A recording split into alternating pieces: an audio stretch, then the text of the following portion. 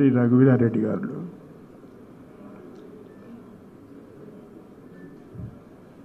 I'll say a few words within the allotted time, mostly about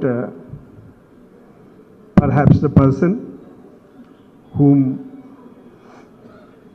all of us, including me, knew very well. At the very outset, let me state that it is indeed an honor to be called upon to be a part of this function that in essence seeks to place the contributions of a beloved leader of the masses of Telugu-speaking lands in a new and a renewed light. These days, politics are no longer about a reasoned and a reasonable debate, but shrill, being filled with manner of invectives against political opponents. Nevertheless, I would like to believe that even bitter political opponents of late Shri YSR Reddy would not balk at characterizing him as a political giant. Given his achievements in the political sphere, I think we need to set aside differences of opinion regarding political, economic and policy orientations and even personal rivalries and talk respectfully and objectively about a person whose life was cut short cruelly by a tragic accident. Having been a constitutional functionary, charged with inter alia the responsibility of ensuring that the decisions of the executive operate within the boundaries of enactments that are made by the legislature and the law enacted by the legislature is permissible under the boundaries set by the Constitution of India, and on the more rare occasions deciding whether legislative and executive actions may be of the kind that violate the very basic structure. I recognize the dangerous trend of judges and constitutional courts being viewed as belonging to a tribe, that is judiciary, that is relentlessly against the agenda of the political sphere. This is further amplified by increasingly and incorrigibly irresponsible media that seeks to sensationalize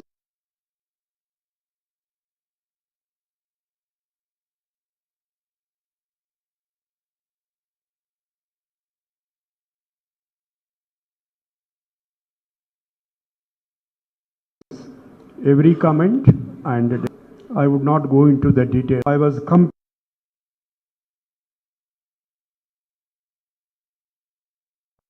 compelled by a key precedent set by the Supreme Court of India to strike down a politically important legislation, push through the legislature as a means to fulfill a poll promise made by YSR. He was popularly caught, as he was popularly caught. Notwithstanding that, there were many occasions when we met personally as two constitutional functionaries, and let me assure you that there was never even a hint of anything other than the mutual respect for each other, both on account of the constitutional office we were holding and also on account of the respect that we owed to each other as individuals engaged in functions dealing with the constitutional goals. He always exuded warmth that was natural, revealing himself to be both affable and instinctually a friendly person. Equally importantly, he also used to seek opinion on larger reference frames and was quick to appreciate the nuances of linkages between constitutionalism and political power and the polity. Maybe because he himself had struggled too long and had to attain political power, he was secure about his position enough to patiently listen to other points of view. There are many different examples that one could give about the YSR did as the Chief Minister of the United Andhra Pradesh that are worthy of being mentioned. The list, I am sure, according to his, would be a long and is a detractors short. I think we need to get past compulsions, present a political jousting to take a more balanced view. So I wish to talk about a few of his accomplishments within the overall framework of political economy, constitutional values. But the time allotted to me by Mr. Vijay Kumar may not permit to refer to all of them, but I would list out the three which are integrally connected to each other. Supply, free supply of power to the riots, and measures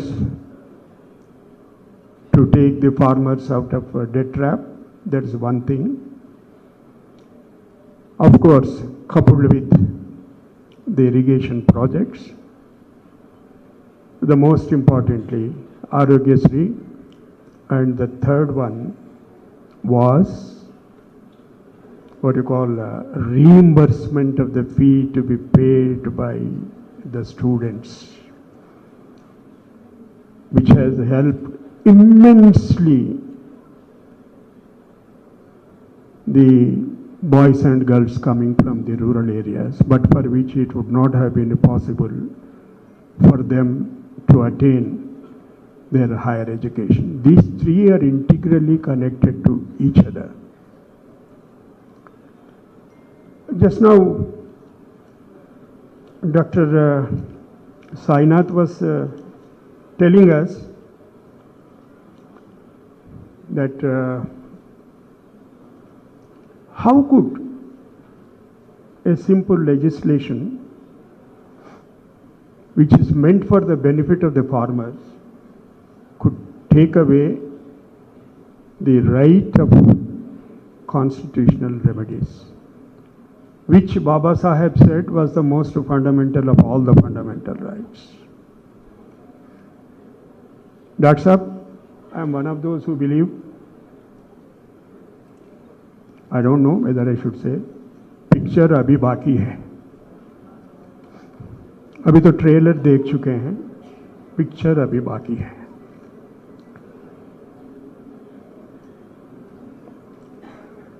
Let me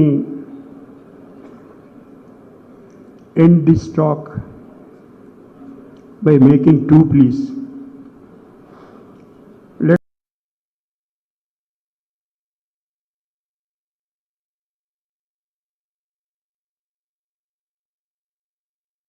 Let us make an effort to consciously place leaders who have points. We would only leave reference frames of demonization of significant players in their own history. The second plea is something that I keep asking scholars to engage in. We need to promote the study of such periods and such leaders as the subjects of critical social science research that enlightens. There's an acute need to move away from sensationalism parading as quote-unquote analysis, at least with those who have died. Let us be more respectful. సరే, 2 నిమిషాలు తెలుగులో కూడా మాట్లాడేటువంటి ప్రయత్నం చేస్తాం. Doctor Sainath గారు మాట్లాడుతూ రాజశేఖర రెడ్డి గారు ఉంటే ఈ రైతులు పడుతున్నటువంటి కష్టం పట్ల, ఇప్పుడున్న పరిస్థితుల పట్ల, మొన్న జరిగిన రైతు ఉద్యమం కావచ్చు, వాళ్ళ ప్రస్తుత సమస్యలు కావచ్చు, ఏ విధంగా స్పందించి ఉండేవాడు అని ఒక ప్రశ్న. ఏ విధంగా స్పందించేవాడంటే పుస్తకంలోనే ఉంది.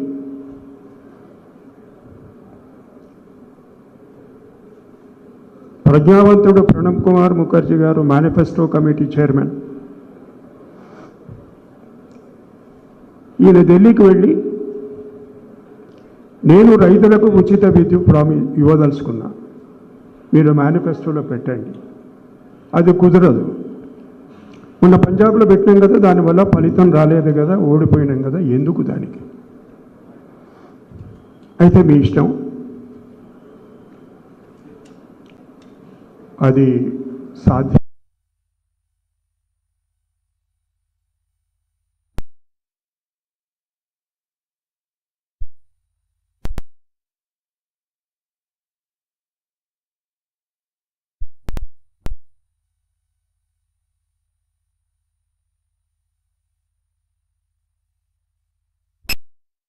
ఈ పని చేస్తారు. రామచంద్రరావు గారు అక్కడ లాస్ట్లో కూర్చున్నారు.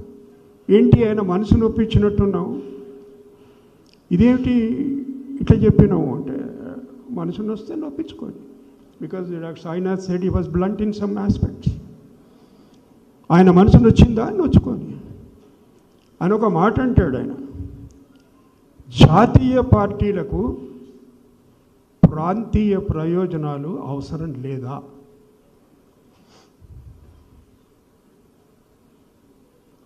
కాంగ్రెస్ పార్టీకి ఒకవేళ ఆయన చెప్పిన మాట స్పష్టంగా అర్థమై ఉంటే, దాని భావం, దాని తీవ్రత అర్థమై ఉంటే, ప్రాంతీయ పార్టీ నేతలు కూడా ఉన్నారు ఇక్కడ, క్షమించాలి, కొన్ని ప్రాంతీయ పార్టీలు ఉండేవి కావు. జాతీయ పార్టీలకు ప్రాంతీయ పార్టీల సమస్యల పట్ల సమగ్రమైనటువంటి అవగాహన ఉంటే వాటి జననం లేనే లేదు. వాటి వల్ల కలుగుతున్నటువంటి ప్రజలకు ఇబ్బందులు ఉండేవి కావు అని అనుకున్నాను. వ్యవసాయ కుటుంబంలో జన్మించి ఇప్పటికీ సొంతంగా సేద్యం చేస్తూ రైతుల సమస్యల పట్ల కొంత అవగాహన ఉంది, కానీ సమగ్రమైనటువంటి అవగాహన లేదు. సరైన సమయంలో రామచంద్రరావు గారు, రఘువీరారెడ్డి గారు, వ్యవసాయం పట్ల రాజశేఖర్ రెడ్డి గారి ఆలోచన, రైతుల పట్ల ఆయన ప్రతిస్పందించినటువంటి తీరు, పాదయాత్రలో వాళ్ళ కష్ట నష్టాలు చూసిన తర్వాత మొక్కవోని ధైర్యంతో ప్రజలకు చేసినటువంటి వాగ్దానం నిలబెట్టినటువంటి తీరు, అమలుపరిచినటువంటి తీరు అద్వితీయం, అజరామరం. విజయ్ కుమార్ గారు ఇక చాలు కూర్చోండి అని చెప్పకముందే ఆ మహానేతకు నా నివాళి అర్పిస్తూ, శ్రద్ధాంజలి ఘటిస్తూ, ఈ తెలుగు నేల మీద ప్రజలు ఉన్నంత వరకు ఆ మహానుభావుని కీర్తి చిరస్థాయిగా ఉంటుందని చెప్పింది.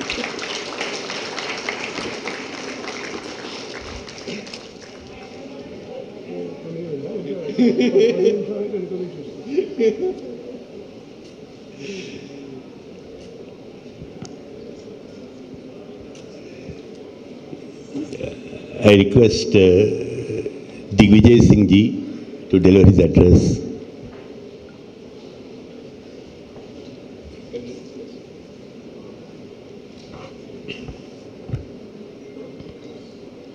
Respected Justice Sudarshan Reddy ji, my very old friend P. Sainath ji, the author of the book, and of course another close friend, Mr. Raghuvira Reddy ji, our PCC President Revnath Reddy ji, CLP leader Bhatti ji, Ruduraju ji, and dear friends. 14 years back, we lost Rajshekar Reddy, with whom I worked as a PCC president of my state when he was a PCC president of Andhra Pradesh. And then from 2004 onwards, when I worked as a General Secretary of the AICC in charge of Andhra Pradesh. That was one of my most challenging tasks, to be the General Secretary of a state which has known for dissensions within the Congress party. And of course, we had the Chief Minister and the Leader of Opposition both from Rayalaseema. Rayalaseema, the area itself is a challenge to any political leader. And what a wide spectrum of leaders we had from Rayalaseema. Raghuvira Reddy, always smiling, cheerful, friendly. And to the other extreme, as my friend P. Sainath has said, that Rajshekhar knew his mind. He was blunt, honest, and be very clear what he is doing and what he has to do. Then, of course, Chandrababu Naidu from Chittoor. But I can assure you, and I'm amazed by the close friendship of Rajshekhar Reddy and KVP Dr. Ramchandra Rao. How can two young students in Gulbarga Medical College, the roommates of a hostel, could continue till the unfortunate incident of 2nd September 2009? They made a great pair. I I was a little jealous of that, because such close friendship I have not seen anywhere in the part of my political life. Forget about in the family. They are more than the family. Rajshekhar Reddy and I were chosen by Rajiv Gandhi ji as the younger generation of his age to take up the challenge of building up organization of the Congress party. Congress party has never been very serious about this organized structure, because it's been a party of movement. I'm speaking more on politics because my esteemed friend P. Sainath, he has in a very fine manner explained the agriculture aspect and the mindset of Rajshekhar Reddy. So Rajshekhar Reddy, he and I and Ashok Gehlot, Ahmed Patel, Oscar Fernandez were chosen by Rajiv Gandhi to head the state organizational structure, and events, I don't want to pat myself on the back, but yes, we did deliver whatever we could. See, the basic policies taken up by Rajshekhar Reddy were pro-poor, pro-weaker sections, deprived sections, pro-minorities, free power to the farmers, health insurance, Rajiv Arogya Shri, free ambulance service, and of course K. Raju is here, who was the key architect of mobilizing women entrepreneurship during the self-help groups, and with a subsidized rate of interest which is not been done anywhere in any part of the country. Then, of course, the subsidized housing scheme, the benefits of which his son Jagan Reddy is harvesting in Andhra Pradesh. MSP, minimum support price, bonus to the paddy farmers.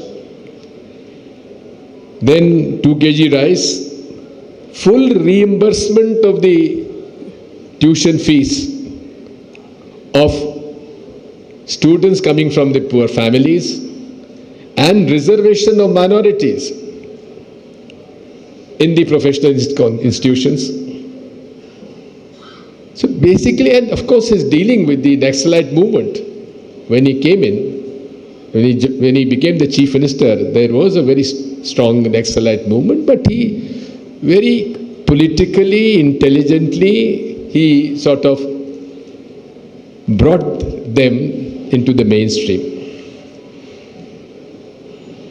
Telangana was known for its drought, and the suicides which Mr. Sainath has mentioned already. His Jal Yagnam, your irrigation scheme, very ambitious scheme of more than 40 lakh hectares of irrigation projects. This was his, I would say, the vision of that man. Friends, today, as we see today, had Rajshekar Reddy not been snatched away, things would have been much different in Andhra Pradesh and Telangana today. He was not only a political leader, but a strategist, a friend of the poor, a friend of the minorities, a Gandhian in his own way. Although coming from Rayalaseema area, he had the political sagacity to take even his bitterest critics on his side. This is quite unusual in Telugu politics. As a General Secretary of the AICC, we had the strong supporters of Rajshekar Reddy ji, and also some very powerful people in the Congress party who did not see eye to eye with Mr. Rajshekar Reddy. But I can tell you one thing. Managing contradictions is the key to politics. And that art I learned when I was General Secretary of the All India Congress Committee for Andhra Pradesh. His agriculture policies have been very well reflected by Sainath ji, and I can assure you, I am absolutely certain that I was just discussing with P. Sainath, what would have been the reaction of Rajshekar Reddy if those 3 horrible anti-farmer bills come when he was alive? I'm sure whether he was a chief minister or not a chief minister, he would have gone to the dharna site and spent quite a long time on that. His commitment for the farmers and the poor is unparalleled.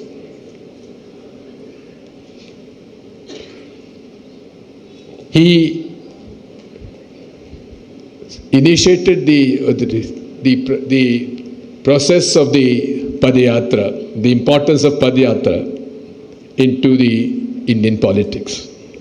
His 1400 kilometers walk made huge difference. That was the time when Congress had gone to a stage where it was being overrun by the TDP.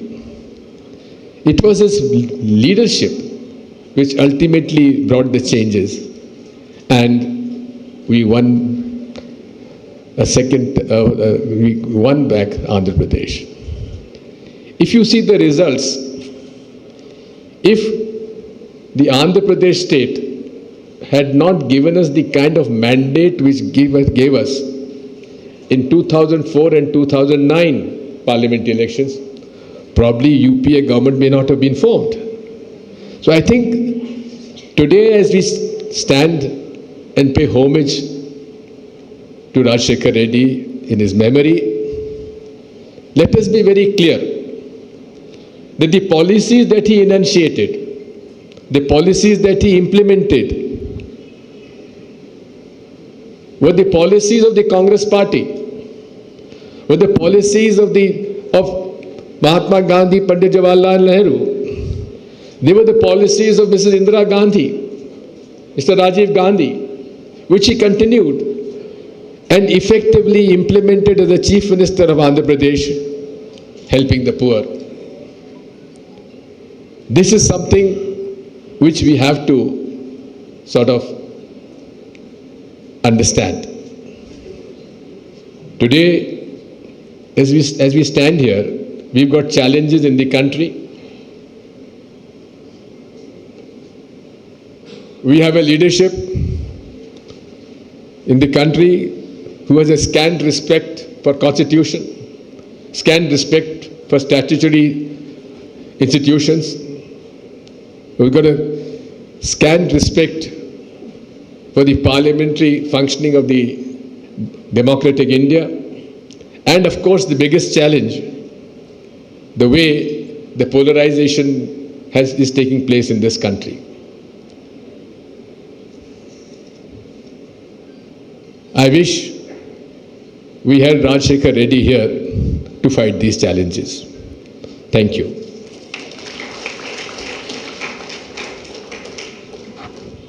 Thank you, sir.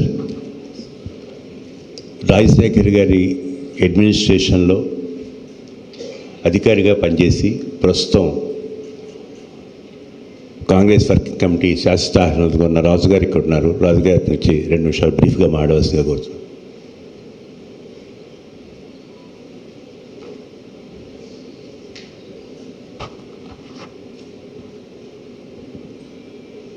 సభావేదికను అలంకరించినటువంటి పెద్దలకు, సభకు విచ్చేసినటువంటి సహృదులైన మీ అందరికి కూడాను నా హృదయపూర్వక నమస్కారాలు.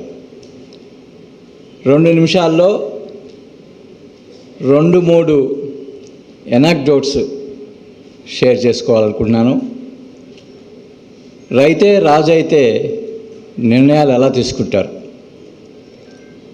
మీ అందరూ కూడా గుర్తుండొచ్చు, రాజశేఖర రెడ్డి గారు సీఎంగా పదవి బాధ్యతలు తీసుకున్న తర్వాత ఒక చారిత్రాత్మకమైనటువంటి నిర్ణయాన్ని తీసుకున్నారు. నక్సలైట్స్ని పిలిపించి వారితో చర్చలు జరిపారు. అయితే ఒక వారం 10 రోజుల పాటు జరిగినటువంటి ఆ చర్చలు విఫలమైపోయిన తర్వాత నేను వారిని కలిసి వారితో ఒక విషయాన్ని ప్రస్తావించడం జరిగింది. సార్, మరి చర్చల్లో నక్సలైట్స్ ఏ విషయాలు మీ దృష్టికి తీసుకొచ్చారు? చర్చలు విఫలమైనా కూడాను ఆ విషయాల మీద ప్రభుత్వం పనిచేయచ్చు కదా అని అంటే రాజశేఖర్ గారు చాలా దీర్ఘంగా ఆలోచించి ఒక మాట అన్నారు. వాళ్ళందరూ కూడాను ల్యాండ్ ఇష్యూస్ మీద మాట్లాడారు. మరి ఆ ల్యాండ్ ఇష్యూస్తో కనెక్ట్ అయ్యేదంతా రైతులే కాబట్టి చర్చలు విఫలమైనా కూడాను వారు లేవనెత్తినటువంటి అన్ని సమస్యల మీద రాష్ట్రం పని చేయాలి, ఆ సమస్యలని పరిష్కారం చేయాలి అని వారు ఆలోచన చేసి కోనేరు రంగారావు గారి కమిటీ అని ఒక కమిటీని ఏర్పాటు చేసి ఆ కమిటీలో నేను కూడా మెంబర్గా ఉన్నాను. అనేక సందర్భాల్లో ఆ కమిటీ సభ్యులతో మాట్లాడుతున్నప్పుడు రాజశేఖర రెడ్డి గారు మాతో పదే అనేవారు, నక్సలైట్స్ తీసుకొచ్చిన సమస్యల్ని లా అండ్ ఆర్డర్ ప్రాబ్లంగా చూడకండి, అది రైతులకు సంబంధించిన సమస్యలు, రైతుల ల్యాండ్ రైట్స్ సంబంధించిన సమస్యలు, వాటిని మనం పరిష్కారం చేయాలి. అప్పుడే రైతులకి మరి ఆత్మస్థైర్యం వస్తుంది, వారికి ల్యాండ్ టైటిల్ వస్తుంది. కాబట్టి అవన్నీ పరిష్కారం చేయండి అని చెప్పడం జరిగింది. అంటే ఈ నక్సలైట్ సమస్యను కూడాను రైతుల దృష్టితో మరి పరిశీలించి నిర్ణయం తీసుకున్నారు రాజశేఖర రెడ్డి గారు. అలానే వారిలో ఉన్నటువంటి రైతు సంక్షేమం మీద వారికి ఉన్నటువంటి వీక్నెస్ని గమనించి అధికారిగా 2-3 సందర్భాల్లో ఆ వీక్నెస్ని ఎక్స్ప్లాయిట్ చేసి కొన్ని ముఖ్యమైన పాలసీస్ను కూడాను వారి నుంచి ఎక్స్ట్రాక్ట్ చేసుకోగలిగాం. ఉదాహరణకి Mahatma Gandhi national rural employment guarantee act వచ్చినప్పుడు ఈ చట్టాన్ని ఒక రైట్స్ బేస్డ్ చట్టంగా అమలు చేయాలి. దీన్ని ఆ విధంగా అమలు చేస్తే రైతుల పొలాలను అభివృద్ధి చేయొచ్చు, హార్టికల్చర్ని డెవలప్ చేయొచ్చు, అదేవిధంగా వాటర్ ఇరిగేషన్ డెవలప్ చేయొచ్చు, మరి డ్రై ల్యాండ్ అగ్రికల్చర్ డెవలప్ చేయొచ్చు అనేకమైనటువంటి ఆపర్చునిటీస్ని వారి ముందు ఉంచడంతో వారికి ఈ పథకాన్ని 100% తూచా తప్పకుండా చట్టంలో ఉన్నట్టుగా అమలు చేయాలని వారు నిర్ణయం తీసుకోవటం, ఆ విధంగా ఆదేశాలు ఇవ్వటం మూలంగా ఆంధ్ర రాష్ట్రంలో Mahatma Gandhi national rural employment guarantee scheme అన్ని రాష్ట్రాల కంటే అగ్రగామిగా కొన్ని సంవత్సరాల పాటుగా నిలిచింది. అదేవిధంగా సెల్ఫ్ హెల్ప్ గ్రూప్స్ ప్రోగ్రాం గురించి వారితో మాట్లాడుతున్నప్పుడు ఎలాగా అయినా కూడాను ఈ ప్రోగ్రాంకి వారి నుంచి మ్యాక్సిమం సపోర్ట్ తీసుకోవాలనే ఉద్దేశంతో మేము ఒక ఆలోచన చేశాం. వారితో చెప్పాం, అయ్యా ఈ పేద మహిళలు వారు తీసుకునేటువంటి చిన్న చిన్న లోన్స్ అన్నీ కూడాను వ్యవసాయానికే పెడుతున్నారు. ఆ చిన్న చిన్న లోన్స్ అని కూడాను వారు వ్యవసాయ అభివృద్ధికే పెడుతున్నారు. కాబట్టి వారికి ప్రభుత్వ పరంగా మనం సహాయం చేస్తే వ్యవసాయ రంగానికి సహాయం చేసిన అవుతామని చెప్పడంతో వెంటనే వారు దాన్ని స్పందించి మరి ఈ లోన్లు వారికి పావల వడ్డీతో మనం ఇద్దామని నిర్ణయం తీసుకోవటం మూలంగా ఆ రోజు సంవత్సరానికి 100 కోట్లు నబార్డ్ నుంచి వచ్చేటువంటి క్రెడిట్ ఏదైతే ఉందో వారు చనిపోయే సమయానికి అది 15,000 కోట్ల స్థాయికి సంవత్సరానికి ఎదగడం జరిగింది. మరి అలానే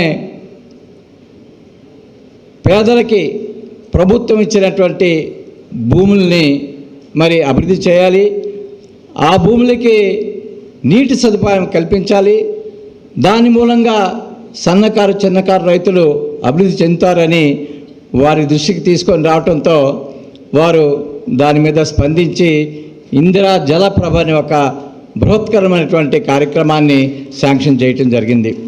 ఈ విధంగా అధికారిగా వారు రైతు పక్షపాతి అని గమనించి రైతు సంక్షేమ కోణంలో అనేక సందర్భంలో మరి మేము వారి నుంచి నిర్ణయాలు తీసుకోవటం, పెద్ద పెద్ద కార్యక్రమాలని చేపట్టడానికి అవకాశం కలిగింది. మరి ఈ సందర్భంగా వారు మనందరి హృదయాల్లో చెరగని ముద్ర వేశారు. మనందరూ కూడాను వారు గుర్తొచ్చినప్పుడల్లా ఒక రైతులాగా మనకి కనిపిస్తూ ఉంటారు. ఆ మహానేతకి శ్రద్ధాంజలి అర్పిస్తూ మీ వద్ద సెలవు తీసుకుంటున్నాను. థ్యాంక్ యూ రాజు గారు. ఇప్పుడు సిపిఐ జాతీయ కార్యదర్శి నారాయణ గారిని 2 నిమిషాలు బ్రీఫ్గా మాట్లాడవలసిందిగా కోరుతున్నాను.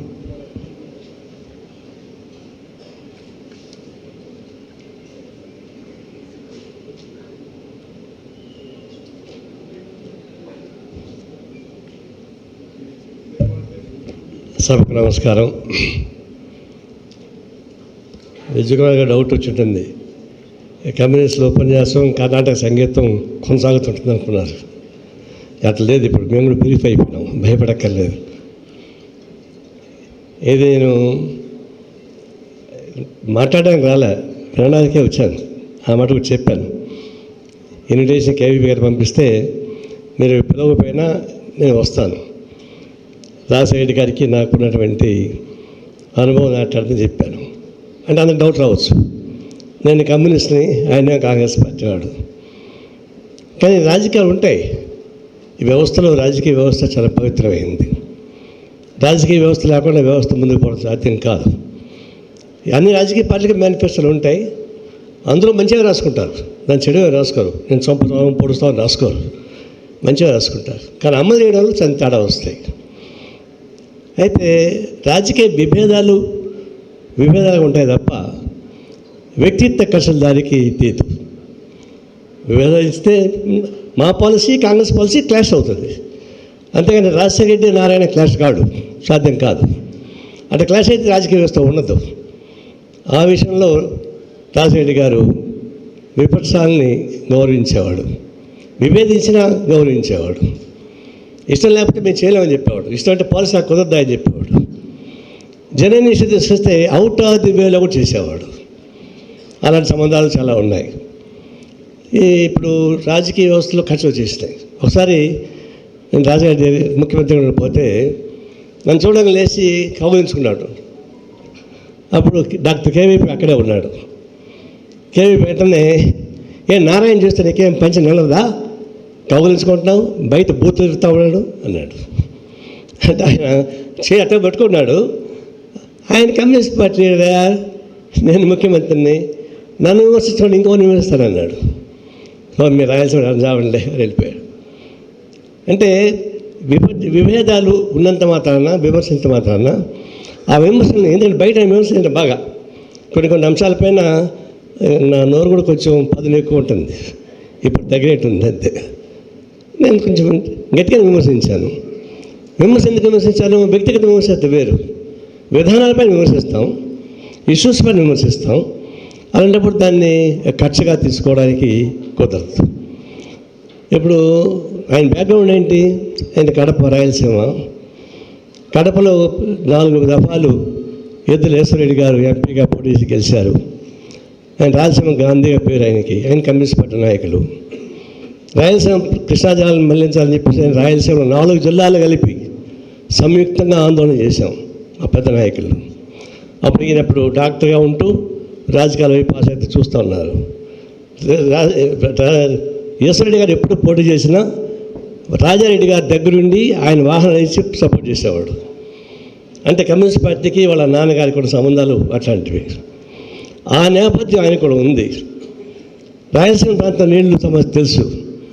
ఒకసారి ఉప ఎన్నికల్లో దోన్లో మేము వెళ్తుంటే ఈస్ట్ గోదావరి నుంచి ఒక మంత్రి, నా పేరు మర్చిపోయారు, నాతో పాటు వస్తున్నాడు. అది కడవ మీద కడవ పెట్టుకొని వస్తుంటారు ఆడవాళ్ళు. ఇక్కడ వరుసగా ఇండ్లు ఉండవు, ఊర్లు. ఒక ఊరికి ఇంకొక ఊరికి మధ్య ఒక 10 కిలోమీటర్లు 5 కిలోమీటర్ల దూరం ఉంటుంది. ఆయన చూసి ఏంటి కొండల పైన కొండలు తీసుకొస్తానంటే తాగడానికి నీళ్ళు అండి అన్న. అంటే తాగడానికి నీళ్లు ఎర్రటి ఎండలో ఎక్కడి నుంచో ఆడవాళ్ళు చేస్తున్నారా? నేను పూర్వజంలో పుణ్యం వైపు చేసినా కాబట్టి ఆడబుట్టాను, పాపం చేసినట్టు ఇక్కడ పుట్టిన వాళ్ళు అన్నాడు ఆయన. అంత వివాదాలు ఉన్నాయి. అప్పుడు రాజశేఖర్ కొంచెం ఐడియా వచ్చింది, రాయలసీమ ప్రాంతం ల్యాండ్ మంచిదే, కోస్తా ప్రాంతంలో పోల్చుకుంటే కొన్ని భూసులు మంచి సార్వత్రిక భూములు ఉన్నాయి. నీళ్ళు ఇస్తే రాజు అవుతాడు, నీళ్ళు ఇవ్వకపోతే పేదవాడు అవుతాడు. ఆ కాన్సెప్ట్ పనిచేసింది కాబట్టి ప్రాజెక్టుల పైన నిలబడ్డాడు. ఆయన పోలవరం ప్రాజెక్టు పైన నిలబెడితే శ్రీపే గట్టి నిలబడింది. కాంట్రాక్ట్స్ వచ్చాయి, మాకు లెఫ్ట్ పార్టీస్ కాంట్రాక్ట్స్ వచ్చాయి. మేము చెప్పిన నీళ్ళు అంటే మాకు ఇష్టం, రాయలసీమ ప్రాంతంలో అనుభవించాం. నీళ్ళు రావాల్సిందే, పోలవరం ఉండాల్సిందే. పోలవరం మునిగిపోతుంది పెడితే పోలవరం నిండితే దేవుడు వెళ్ళిపోతాడు అని చెప్పి రకాలు పెట్టారు. మేము మాత్రం ఖచ్చితంగా పోలవరం ప్రాజెక్టు ఉండాల్సిన నిలబడ్డాం. అట్లా ఇష్యూస్ పైన నిలబడిన మాట వాస్తవం. ఇంకొకటి చాలా ఉన్నాయి. ఎవరైనా చెప్పాలంటే మన విజయ్ కుమార్ గారు అడ్డం కొడతారు. భగవాన్ చెప్పాలంటే is the gem of the personality in the political field, that I can say. నా మీద కొంతమంది విమర్శించారు కూడా, ఇప్పుడు కూడా నిలబడ్డాను. చనిపోయాడు కాబట్టి పోవడం కాదు, ఆయన ఉన్నప్పుడు చెప్పాను. మిగతా విషయాలు ఉన్నాయి. Is a controversial person, I know it. Is a controversial personality. Controversy ఎవరుకుంటుంది? సమర్థవంతుడే కాంట్రవర్సీ అవుతాడు. ధర్మరాజు చాలా మంచివాడు అంటారు. ఏ మంచివాడు? వాడి భార్యకి చీరలు ఇప్పేస్తాడు చూస్తూ ఉన్నాడు మంచివాడా ధర్మరాజు? అట్లాంటి దాని నాకు అక్కర్లా. ఎఫెక్టివ్గా పనిచేసే కాంట్రవర్సీ ఉంటుంది, కాంట్రవర్సీ భయపడాల్సిన పని లేదు. ఆ విషయం రాజశేఖర్ ఎప్పుడు కాంట్రవర్సీ ఇష్యూస్ పైన. ఒక స్టేజ్లో ఆయనకి చాలా అన్యాయం ఇన్సైడ్ కాంగ్రెస్ జరిగింది. ఆయన ప్రాంతీయ పార్టీ పెడతాడేమో నేను అనుమానం ఇస్తుంది నాకు అందరికీ. ఒకసారి పర్సనల్గా అడిగాం, ఆ పని బాధ తెచ్చానన్నాడు. ఎందుకంటే కాంగ్రెస్ పార్టీ గవర్నమెంట్ ఉండగా రాజశేఖర్ కుటుంబానికి ఆర్థిక పరమైన దాడులు చేశారు. ఆయన బరైటీస్ మూయించారు, కర్నూలు ఫ్యాక్టరీ మూయించారు, చాలా నష్టాలు జరిగినాయి. టీడీపీ అంత నష్టాలు జరగలే, కాంగ్రెస్ పీరియడ్లోనే రాజశేఖర్ నష్టాలు జరిగింది.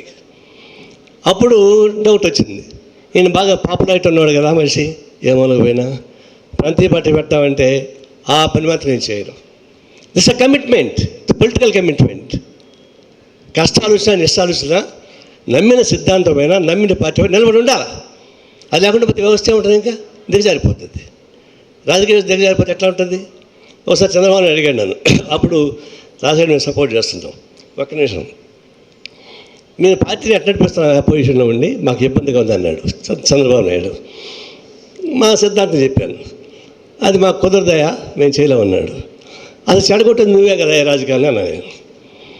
ఏంటన్నాడు, రాజకీయాల్లో పనిచేసే వాళ్ళని, రాజకీయ పార్టీలో పనిచేసే వాళ్ళని వదిలిపెట్టి తటస్థల పేరుతోటి వాళ్ళకి వీళ్ళకి సీట్లు ఇచ్చాం, పారిశ్రామికతలు సీట్లు ఇచ్చాం.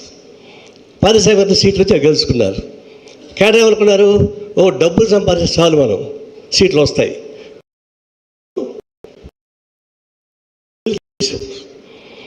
నువ్వు 100 కిలోమీటర్ స్పీడ్లో లిమిటేషన్ చేస్తే రాజశేఖర రెడ్డి 500 కిలోమీటర్ స్పీడ్లో పరిగెడుతున్నాడు. ఇంకా వాళ్ళది రాయలసీమ చెప్పకూడదు అంటే ఆయన ఏమన్నాడు తెలుసా, నారాయణ నువ్వు అవుట్డేటెడ్ అన్నాడు. అంటే రాజకీయ వ్యవస్థ కమర్షియల్గా మారిపోయిన తర్వాత ఇప్పుడు పార్లమెంట్లో 97% ఉన్నారు వాళ్ళే. రిసెస్ట్ ఎంపీ మన రాష్ట్రం నుంచి ఉన్నారు. వీళ్ళు రాజకీయాలకు వచ్చిన రాజకీయాలు ఉంటాయా? రాజకీయ బస్సు పడడానికి రాజకీయ వ్యాపారం మారడం కారణం. ఇప్పుడు అందరికీ తలమించిపోయాడు. ఇప్పుడు పైన ఉండేవాడు. ఇప్పుడు డెమోక్రసీ లిమిటెడ్ డెమోక్రసీ అయింది. లిమిటెడ్ డెమోక్రసీ సింగిల్ డెమోక్రసీ అవుతా ఉంది. రేపు రాబోయేలో ఏమవుతుందో మీటింగ్ పెట్టుకుంటామో తెలియదు. ప్రమాదకర గడియలు కొడతా ఉన్నాయి. రాజకీయ వ్యవస్థగా ప్రజాస్వామ్య ప్రమాదం వచ్చి పడుతూ ఉంది. అసలు పార్లమెంటరీ వ్యవస్థ నష్టం వస్తూ ఉంది. ఇప్పుడు కాన్స్టిట్యూషన్కి ఎవరు శత్రువులు చెప్పండి. మనకు వ్యవస్థ స్టాట్యూటరీ బాడీస్ ఉన్నాయి. President of India, judiciary, CBI, RBI ఇవంతా ఉన్నాయి. జ్యుడిషియరీ అంటే మన సుప్రీం రెడ్డి గారిని చూస్తేనేమో జ్యుడిషియరీ రిఫ్లెక్ట్ అవుతుంది. ఇప్పుడు ఉన్నటువంటి జ్యుడిషియరీని చూస్తుంటే అంత పవర్ మ్యాంగర్సు, బ్రాకర్సు జ్యుడిషియరీలో ఉన్నారు. సారీ సుప్రీం రెడ్డి గారిని క్షమించాలి, అంత దిగజారిపోయిందంతా. అంత మొత్తం కుదిచ్చేస్తారు.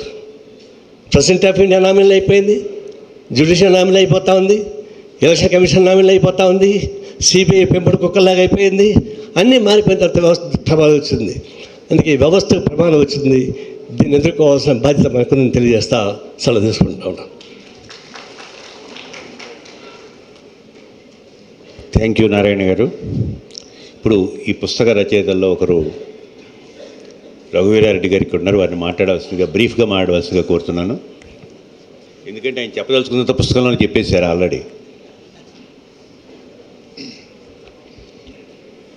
జోహార్ వైఎస్ఆర్, జోహార్ వైఎస్ఆర్, జోహార్ వైఎస్ఆర్. ఓ పక్క బాధ, కరెక్ట్గా 14 సంవత్సరాల క్రితం మన నుంచి దూరమైనారు. ఇప్పటికీ దాన్ని జీర్ణించుకోలేకుండా పోతున్నాం. మరోపక్క 14 సంవత్సరాలు పూర్తి అయిన తర్వాత కూడా ఒక పరిపాలన, కృష్ణదేవరాయల పరిపాలన రాజుల్లో, ఒక ప్రజాస్వామ్యంలో ఒక ముఖ్యమంత్రి పరిపాలన ఒక 14 సంవత్సరాల తర్వాత కూడా నిన్న ఈరోజు జరుగుతుందేమో అనేటువంటి రీతిలో మనం స్మరించుకుంటా ఉన్నాం. మరీ ప్రత్యేకించి రైతాంగానికి సంబంధించి చిరస్మరణీయులు. నా అదృష్టం వారి క్యాబినెట్లో వ్యవసాయ శాఖ మంత్రిగా ఇంకా మిగిలినటువంటి పోర్ట్ఫోలియోలు సంబంధితమైనటువంటివి చేయడం అనేటువంటిది నా అదృష్టంగా నేను భావిస్తూ ఉన్నాను. ప్రత్యేకంగా నేను కృతజ్ఞతలు తెలియజేస్తా ఉన్నా. పెద్దలు దిగ్విజయ్ సింగ్ గారు మాట అన్నారు. వారు విద్యార్థి నుంచి వారి యాక్సిడెంట్ హెలికాప్టర్ ప్రమాదం జరిగేంత వరకు మీరిద్దరూ స్నేహితులుగా ఉన్నారు, కేవీపీ గారు వైఎస్ గారు అని. కాదు, కేవీపీ గారి స్నేహం ఇంకా కంటిన్యూ అవుతూనే ఉంది వైఎస్ గారితో. అందుకోసమే ఈ పుస్తకం వస్తూ ఉంది. నన్ను కూడా భాగస్వామ్యం చేసినారు. నాకు ఫోన్ చేశారు, రఘువీర్ ఈ సెప్టెంబర్ 2కు last time Polavaram irrigation project సంబంధించి ఒక పుస్తకం తెచ్చినాం. ఈసారి వ్యవసాయానికి సంబంధించి ఒక పుస్తకం తీసుకొని రావాలి. నీవు కూడా అతనితో కలిసి పనిచేసినావు కాబట్టి ఆ పాలసీస్ కానీ లేకపోతే నిర్ణయాలు కానీ కొంత రాయంటే నేను వెంటనే అది రాసి పంపడం జరిగింది. చాలామంది గతంలో వ్యవసాయంతో అనుబంధంగా ఉన్నటువంటి మంత్రులుగా పనిచేసిన వారు, లేక వైస్ ఛాన్సలర్లు, ఇంకా సైంటిస్టులు, అది ముఖ్యమంత్రి కార్యాలయంలో పనిచేసినటువంటి అధికారులందరి అభిప్రాయాలు కూడా తీసుకొని ఒక పుస్తకాన్ని ఈరోజు తీసుకొని రావడం జరిగింది. ఇది ఒక నిఘంటువు. ఏ పాలకులకైనా భవిష్యత్తులో వాటిని ముందుకు తీసుకెళ్ళడానికి ఒక మార్గదర్శిగా పనిచేస్తుంది. మనందరి ముందు ఒక పెద్ద ఛాలెంజ్ ఉంది. రాజశేఖర రెడ్డి గారు అనేవారు, ఇందిరాగాంధీ, జవహర్లాల్ నెహ్రూ, వారితో పాటు ప్రొఫెసర్ స్వామినాథన్ లాంటి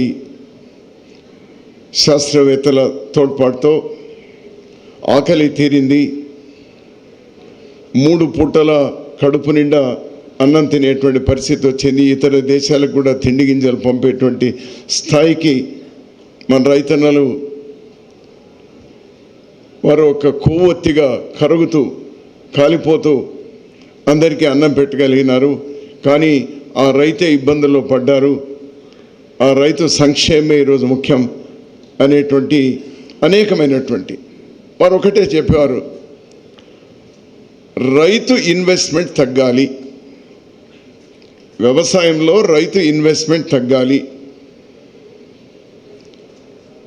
అందుకోసమే ఉచిత కరెంటు, అందుకోసం ప్రాజెక్టులు, అందుకోసమే విత్తనాలు మోసాంటో లాంటివి తగ్గించడం, అందుకోసమే పకడ్బందీ ఇన్సూరెన్సు, అందుకోసమే ఎంఎస్పీలు.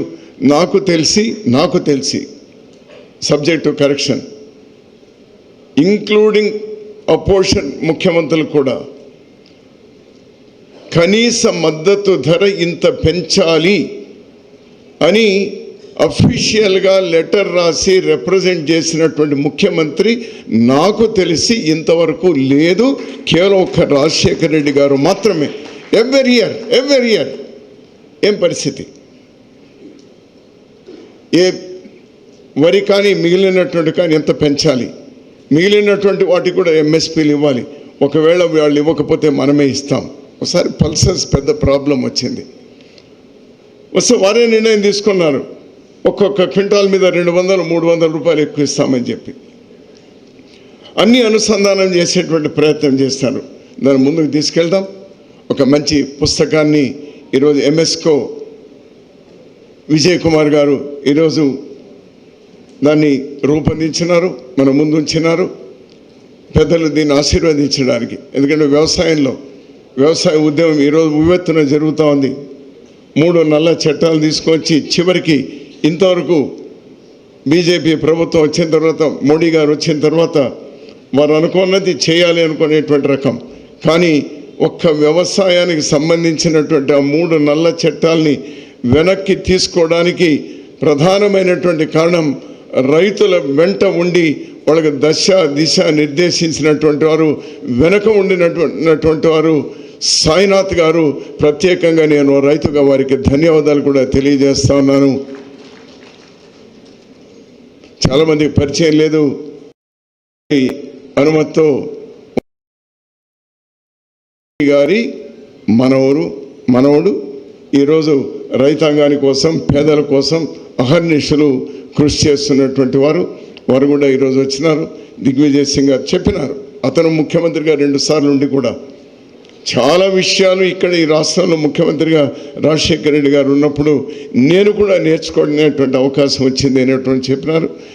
సుదర్శన్ రెడ్డి గారు వీళ్ళందరూ కూడా వచ్చి ఈ పుస్తక విడుదలలో భాగస్వాములైనందుకు దీనికి సహకరించినటువంటి అందరికీ మరీ ప్రత్యేకంగా కేవీపీ గారు, ఇంకా రాజశేఖర రెడ్డి గారు ఏదో ముందుకు తీసుకెళ్ళాలి, అతనికి ఎటువంటి పార్టీ అతనికి బాధ్యతలు ఇవ్వలేదు, మరొక్కటి ఇవ్వలేదు.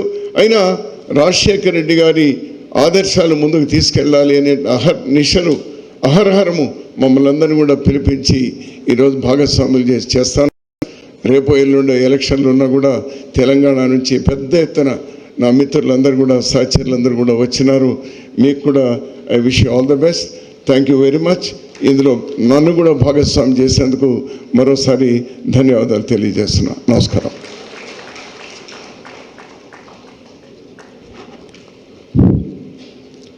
తెలంగాణ ప్రదేశ్ కాంగ్రెస్ పార్టీ అధ్యక్షులు శ్రీ రేవంత్ రెడ్డి గారిని బ్రీఫ్గా ప్రసంగించవలసిందిగా కోరుతున్నాను.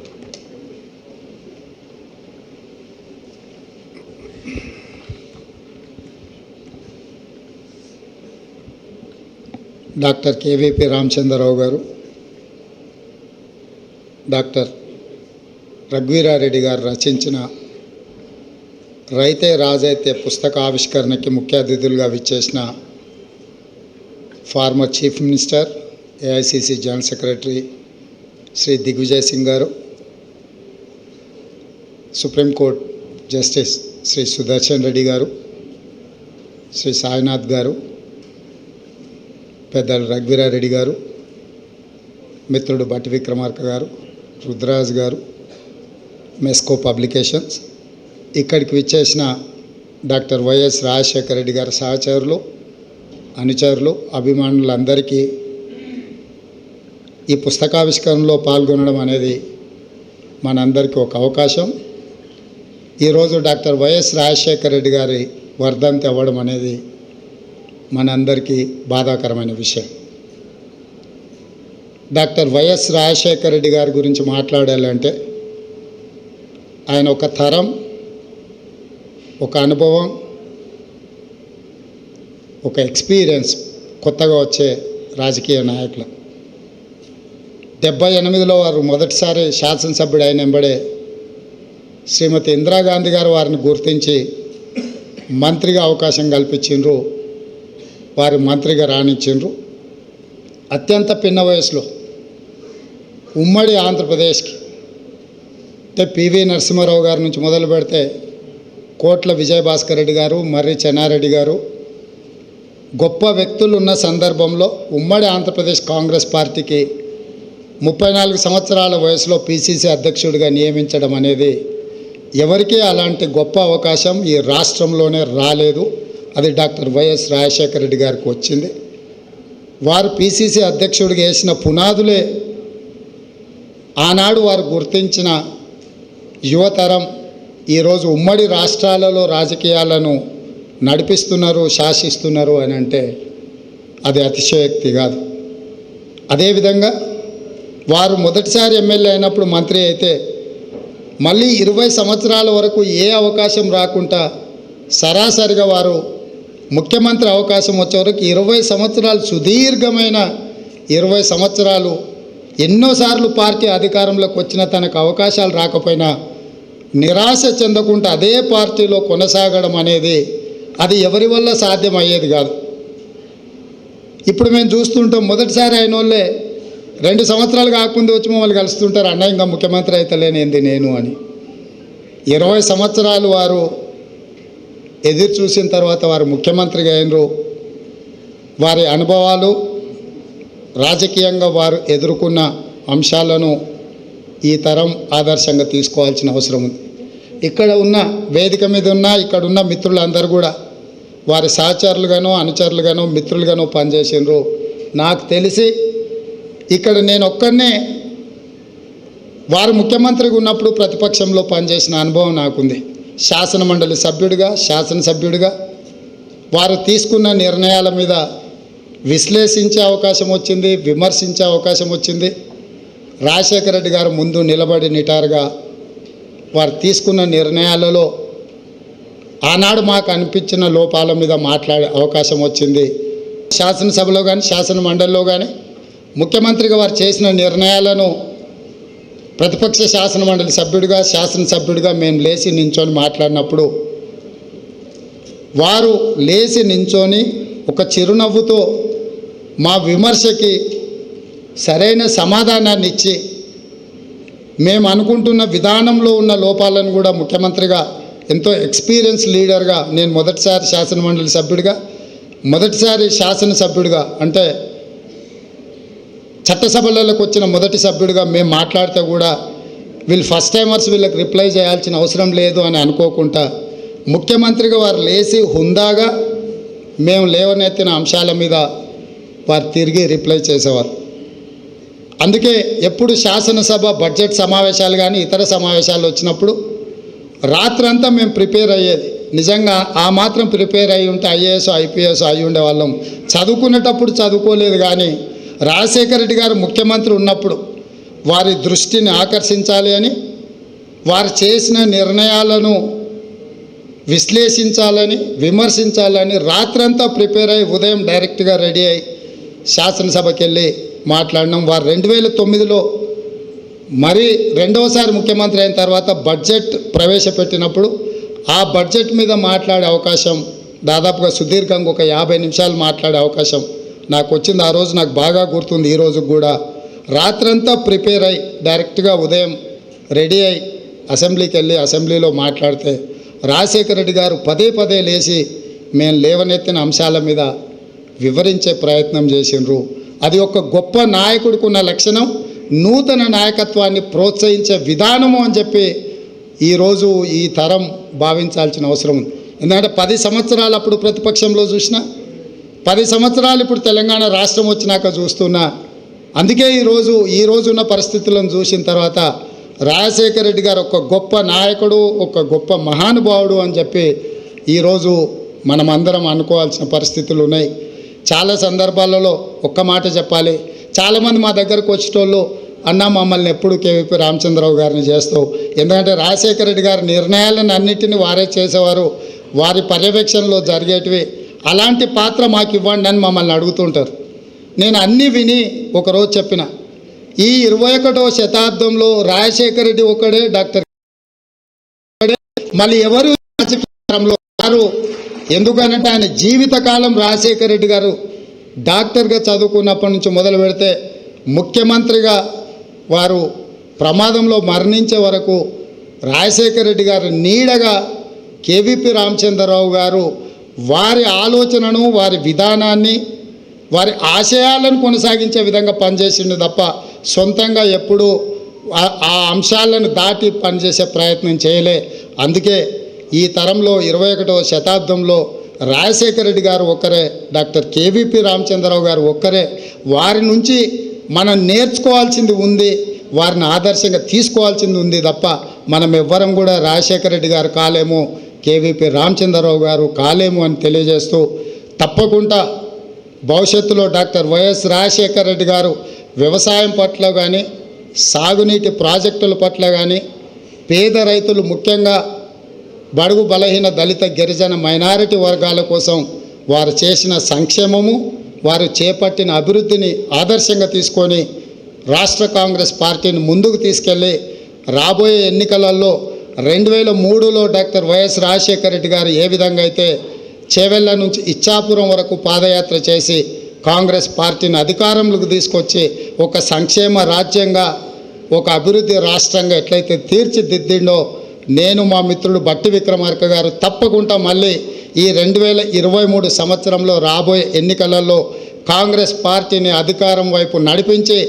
మళ్ళీ ఈ రాష్ట్రంలో సంక్షేమ రాజ్యంగా, అభివృద్ధి రాష్ట్రంగా తీర్చిదిద్దడానికి మా వంతు ప్రయత్నం చేస్తాం.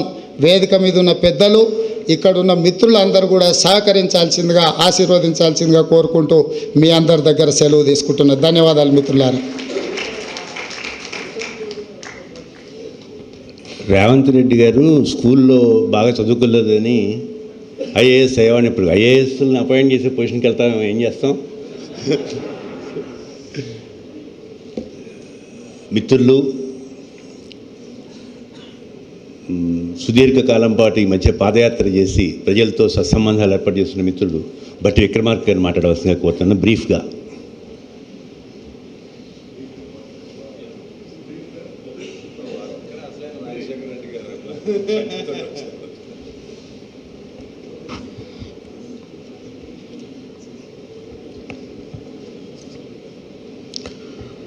సభాధ్యక్షులు, మిత్రులు విజయ్ కుమార్ గారికి, ఎంఎస్కే విజయ్ కుమార్ గారికి, ముఖ్య అతిథులుగా వచ్చేసినటువంటి పెద్దలు శ్రీ దిగ్విజయ్ సింగ్ గారికి, వేదిక మీద ఉన్నటువంటి ఇతర పెద్దలు సాయినాథ్ గారికి, సుదర్శన్ రెడ్డి గారికి, సిడబ్ల్యూసి సభ్యులు, పుస్తక రచనలో భాగస్వాములైనటువంటి పెద్దలు రఘువీరారెడ్డి గారికి, రాష్ట్ర కాంగ్రెస్ కమిటీ అధ్యక్షులు మిత్రులు రేవంత్ రెడ్డి గారికి, ఆంధ్రప్రదేశ్ కాంగ్రెస్ కమిటీ అధ్యక్షులు మిత్రులు రుద్రరాజు గారికి, సరైన వేదిక ముందు కూర్చున్నటువంటి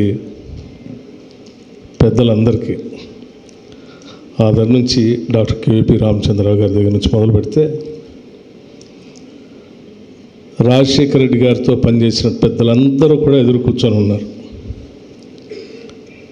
వారందరికీ పేరు పేరున ముందుగా నా హృదయపూర్వకమైనటువంటి నమస్కారాలు.